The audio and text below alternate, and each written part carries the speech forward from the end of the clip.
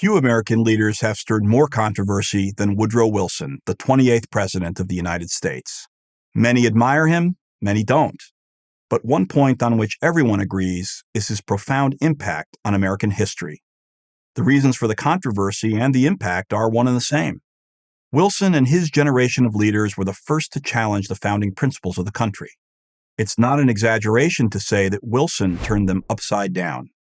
As expressed in the Declaration of Independence, the founders believed that individuals are born with certain unalienable rights, and they framed the Constitution to protect those rights.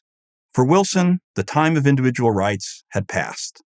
In his view, 18th century America had little relevance to early 20th century America. The country, now much bigger and more complex, required the guidance of a benevolent government. America had literally outgrown the founders.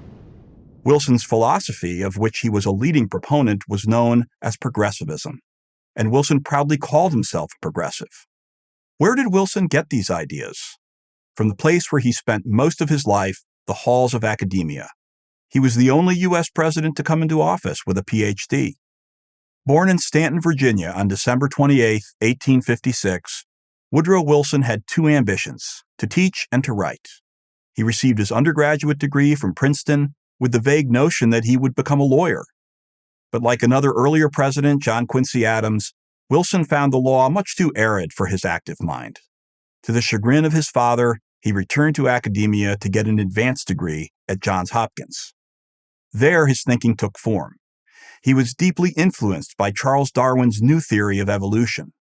At Hopkins, this theory was applied to government. Just as a species must adapt or progress to survive, so must a government. Not to recognize this would be to hold America back, to stunt its growth, or to close the metaphor, risk extinction. This was one of the major themes in Wilson's Ph.D. thesis, which he turned into an influential book titled Congressional Government: A Study in American Politics. This book launched his academic career, which culminated in his appointment as president of Princeton in 1902. As happy as he was at Princeton, Wilson longed to put his progressive ideas to the test, hence his move into politics. There, his rise was truly meteoric. In 1910, he ran successfully for governor of New Jersey as a Democrat. Once in office, he surprised everyone with his impressive political skills, scoring one policy victory after another while also fighting New Jersey's notoriously corrupt political machine. Reforming workers' compensation, limiting how much money corporations could spend on elections, and putting utilities under state supervision were only three of the progressive ideas he pushed through the legislature. His success attracted the attention of progressives nationwide. In 1912, the Democratic Party, desperate to end a 16-year losing streak, turned to Wilson as its nominee. The chances of Wilson winning that election against a united Republican Party were slim. But the electoral calculus changed dramatically when former Republican President Teddy Roosevelt decided to run against his own hand-picked successor, the current Republican President, William Taft. TR's campaign was the most successful third-party run in American history, but all it accomplished was to split the Republicans and give Wilson an easy victory. He won with 42% of the popular vote, the lowest percentage since Lincoln. In just 3 years, Wilson had risen from president of Princeton to president of the United States. As he did as governor, he immediately went to work. Wilson made the new income tax, only recently ratified by the 16th Amendment, the most important source of government revenue. He put the nation's banking system under federal control by establishing the Federal Reserve System and strengthened regulations to rein in private business. But more than specific legislative wins, Wilson's program marked the arrival of the idea that government was not merely the servant of the people, but its savior.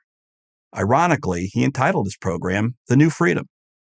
Unfortunately, this didn't apply to Black Americans. If anything, they saw their freedoms curtailed during Wilson's presidency.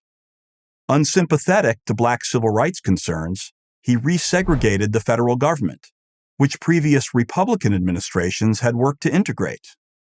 On the other hand, he did appoint the first Jewish Supreme Court Justice, Louis Brandeis, one of the few people from whom Wilson would actually take advice. Like all effective leaders, Wilson had a clear vision of what he wanted to accomplish. to reshape Americans' view of government, and in that he ultimately succeeded. His second term would present a whole new set of challenges. A terrible storm was brewing in Europe. It would give Wilson an opportunity not only to further change America, but to change the world. I'm R.J. Pestritto, professor of politics at Hillsdale College and author of Woodrow Wilson and the Roots of Modern Liberalism for Prager University. Thank you for watching this video. To keep PragerU videos free, please consider making a tax-deductible donation.